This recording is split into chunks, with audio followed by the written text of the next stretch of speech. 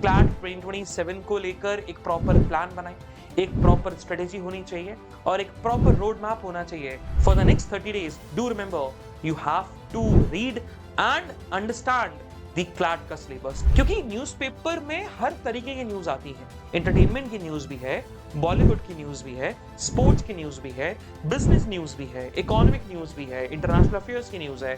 But again we have to understand कि हमें कौन सी न्यूज को पढ़ना है. Hi everyone, this is Manu Mishra. Welcome you all on our YouTube official channel PW Clad and to this specific session जिसमें हम आज एक बहुत ही important strategy पे डिस्कस करने वाले हैं and that strategy is again very much useful for all the aspirants जो कि CLAT 2027 को टारगेट कर रहे हैं. And when we talk about this specific session is about a complete 8-month का road map for the CLAT 2027 from the month of April till the month of November. So अगर अभी हम बात करें, so majority of the students now they are done with the 12th के boards, they are done with the 11th के examinations and even जो droppers थे they are again वो तो continuously prepare कर ही रहे थे CLAT 2027 को लेकर. तो अब अगर देखा जाए तो अब CLAT 2027 को लेकर majority of the aspirants they will be start studying, है ना. So now it's a very crucial time for all the aspirants कि वो अपने क्लैट 2027 को लेकर एक प्रॉपर प्लान बनाएं, एक प्रॉपर स्ट्रेटेजी होनी चाहिए और एक प्रॉपर रोड मैप होना चाहिए जिससे हमें क्लैरिटी हो, हमारे दिमाग में क्लैरिटी हो और हमें पता हो मॉर्निंग उठकर every day what should be our next move. तो आज हम उसी स्ट्रेटेजी उसी प्लान को लेके आए हैं. अब ऑब्वियस सी बात है ये पर्सन टू पर्सन चेंज हो सकता है, तो you can mould right according to yourself, but do remember you have to take the references. तो अगेन अगर आपके पास अभी कोई क्लैरिटी नहीं और होती भी नहीं है, कभी-कभी ना बहुत डाउटफुल होते हैं. हम बहुत सीरियस होते हैं अपनी प्रिपरेशन को लेकर, हम बहुत ही ज़्यादा डेडिकेटेड होते हैं, बट एक वो हर्डल आ जाता है यार, और वो हर्डल ना हमारे ब्रेन में होता है, हमारे माइंड में होता है, यार इस हर्डल को कैसे ओवरकम करना है. तो अगेन तो कभी भी अगर आपको प्रॉब्लम आ रही है प्लान बनाने में, स्ट्रेटेजी बनाने में या एक पूरा रोड मैप आपको तैयार करने में for your CLAT 2027, just do refer this video, you will get a lot of clarity. चलो तो हम एक कंप्लीट रोड मैप देखने वाले हैं, तो एक जेनरिक आपको स्ट्रेटेजी वीडियो मिलती हुई नजर आएगी. सबसे पहले आपको जो टास्क करना है before we jump on to the month wise क्या प्लान होना चाहिए, डू रिमेंबर कुछ बिफोर हैंड हमें चीजें करनी है. हाउ टू स्टार्ट, कैसे आपको अपनी प्रिपरेशन को स्टार्ट करना है. तो जो ऑलरेडी स्टार्ट कर चुके हैं या अब जो प्रॉपर तरीके से स्टार्ट करेंगे, अभी तक तो I know lot of students lot of aspirants जो कि कर तो रहे थे बट सर हो रही थी, कभी कर रहे थे, कभी पढ़ रहे थे, कभी कभी और रैंडमली पढ़ लिया, है ना, कभी कुछ और देख लिया, बट एक प्रॉपर वे में एक प्रॉपर प्लान बनाकर अब हमने स्टार्ट करा है पढ़ना. तो सबसे पहले जो आपको चीजें करनी चाहिए, how to start your preparation, that is by doing these 4 things and that is newspaper. So do remember reading newspaper and watching the analysis is a key, है ना. तो this is something which is very very important to reading and do remember plus watch the analysis. Watch the analysis, और analysis से आपको ना बहुत ज्यादा clarity मिलती है कि कौन सी न्यूज इंपॉर्टेंट है, कौन सी न्यूज हमें पढ़ना है, कितना पढ़ना है. और अगेन क्योंकि न्यूज़पेपर में हर तरीके की न्यूज आती है, एंटरटेनमेंट की न्यूज भी है, बॉलीवुड की न्यूज भी है, स्पोर्ट्स की न्यूज भी है, बिजनेस न्यूज भी है, इकोनॉमिक न्यूज भी है, इंटरनेशनल अफेयर्स की न्यूज है.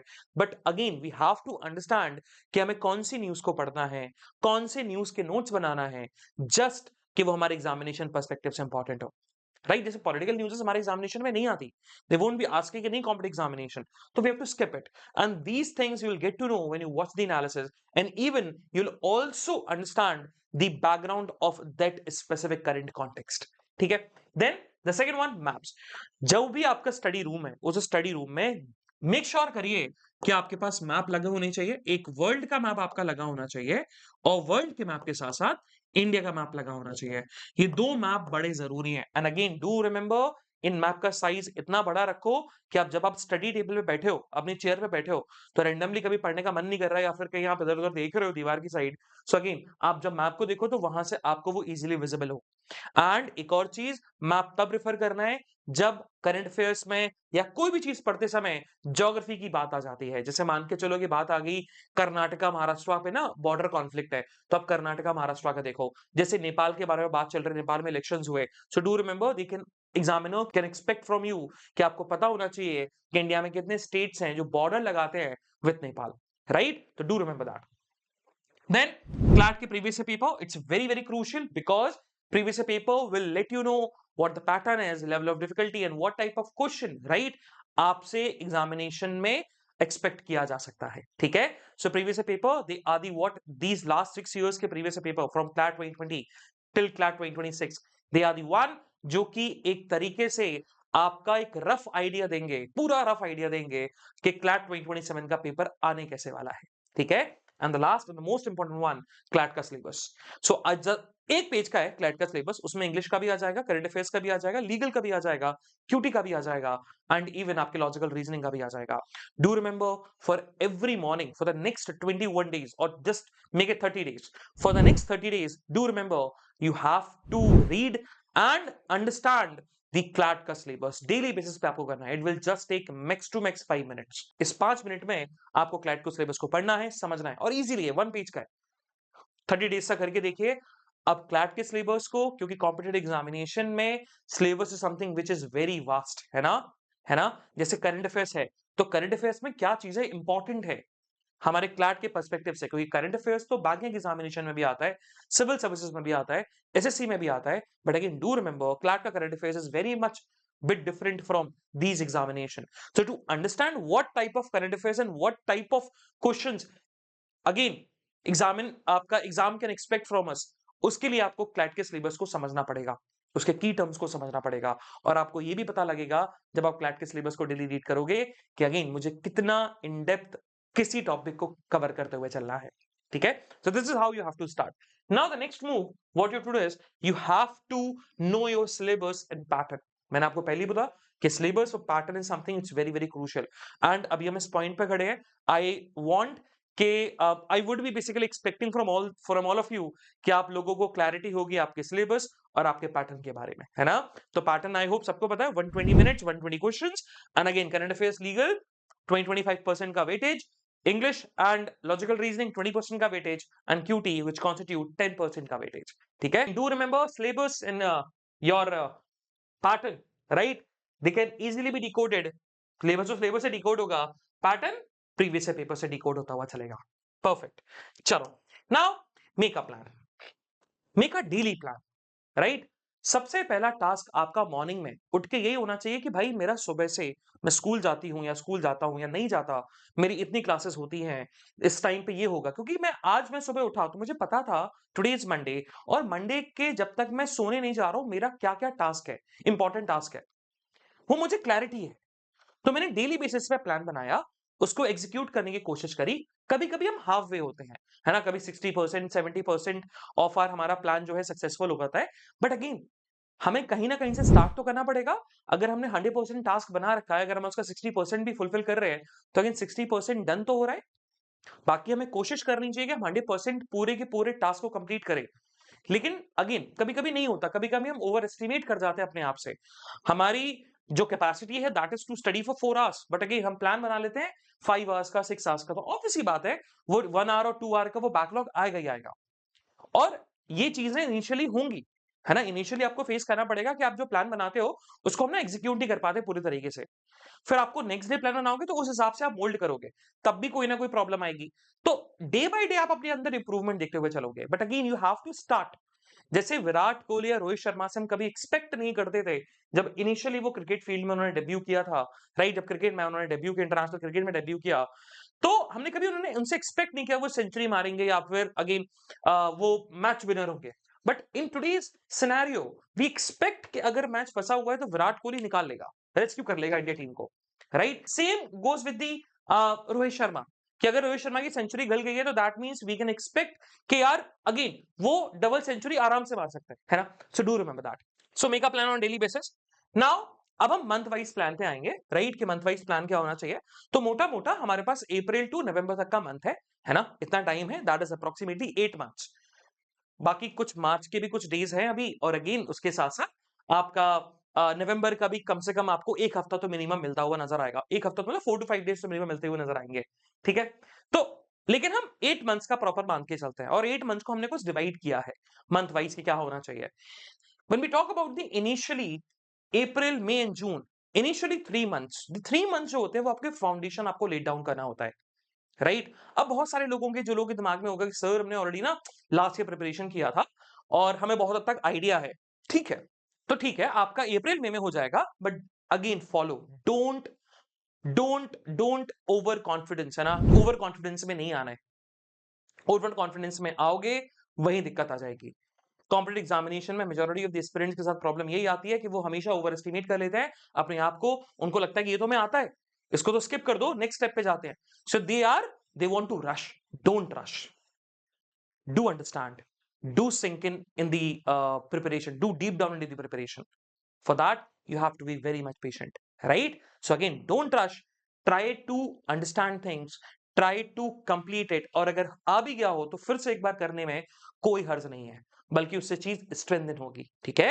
सो अप्रैल टू जून का जो आपका टास्क होना चाहिए, that is the understanding the syllabus and the pattern of the examination, के पूरे हद तक क्लैरिटी हो, प्रीवियस से पेपर आपने डन डस्टेड कर दिए हो, सिलेबस आपको पूरा रटा हुआ हो, आपको पता है कि किस लेवल ऑफ फैकल्टी का क्वेश्चन पूछा जाएगा, कितना इजी आ सकता है।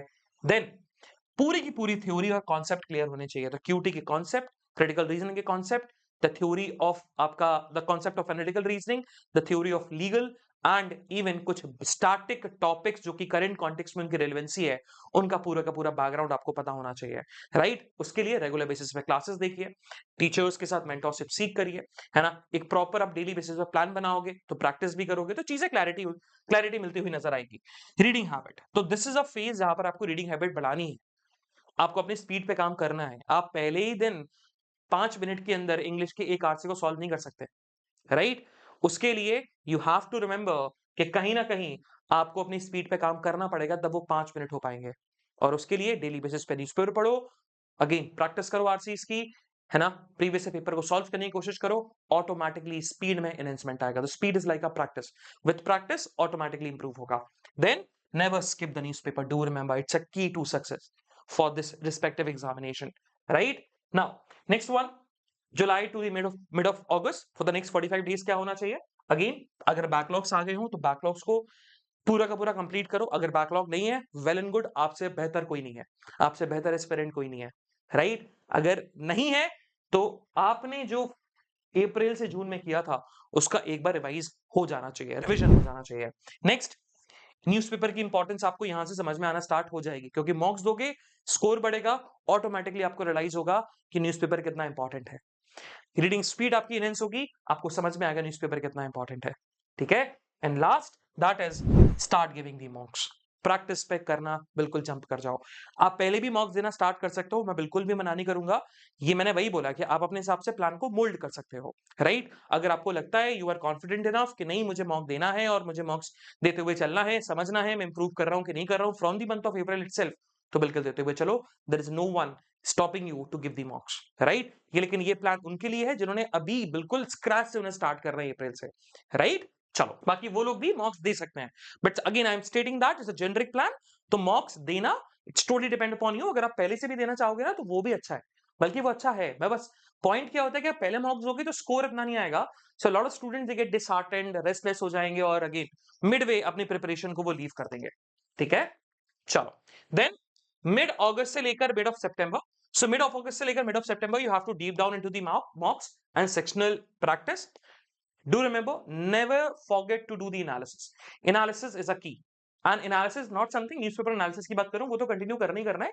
Analysis of your mocks, of your sectional test, कहां गलती करी, किस टाइप ऑफ क्वेश्चन में गलती हो रही है, टाइम मैनेजमेंट सही है कि नहीं है, राइट? ये सारी की सारी चीजें आपके दिमाग में होनी चाहिए। Then focus more on practice with time management.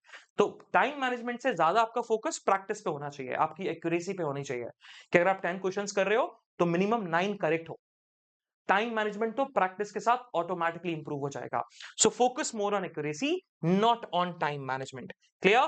Then mid सितंबर से मिड ऑफ अक्टूबर, डू रिमेंबर मॉक स्कोर पे काम करना है कि मॉक स्कोर कैसे इंप्रूव करें, revision of all the theory of all the subjects, intensive practice session होगा ये, है ना, मिड सितंबर mid of October, these 30 days, and the current affairs compilation, इनको रिवाइज करना स्टार्ट कर दो, उल्टा चलना स्टार्ट कर दो।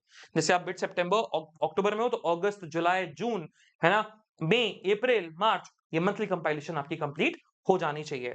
चलो, then mid October, mid November, the best again second time revision of all the subjects. Practice जितनी करोगे उतनी अच्छी एक्यूरेसी होगी और उतना अच्छा आपका टाइम मैनेजमेंट होता हुआ चलेगा। सिंपल सा की है, है ना? तो जो भी आपने पास्ट में किया था, उसका रिजल्ट आपको यहाँ पर फुलफिल दिखता हुआ नज़र आएगा। देन मॉक की फ्रीक्वेंसी इंक्रीज़ करिए, हफ्ते में 2 बार मॉक दीजिए, लेकिन अगेन मॉक दे रहे हो तो एनालिसिस भी करते हुए चलो।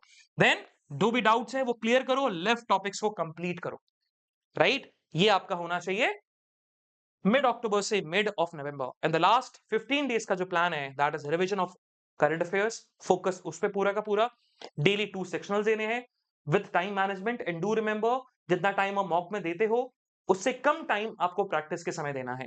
Then 2 mocks a week and analysis and I can guarantee and I can assure you no one will stop you from cracking this examination. So guys that's it. I hope आपको ये clarity मिली हो, एक generic idea लगा हो कि कैसे plan बनाना है और कैसे हमें चीजों को लेके चलना है फॉर द नेक्स्ट 8 मंथ्स, है ना? Do follow it, do remember कि अगर आप इसको ही फॉलो करोगे तो no one will be stopping you, right? कोई फोर्स, कोई भी दुनिया की कोई चीज आपको रोकने वाली नहीं है इस एग्जामिनेशन से क्रैक करने में। चलो सो guys that's it for today. बाकी अपन मिलेंगे आने वाले सेशंस में with more energy, with more interesting knowledge. तब तक के लिए bye bye, have fun and do enjoy your day. Bye everyone, bye bye.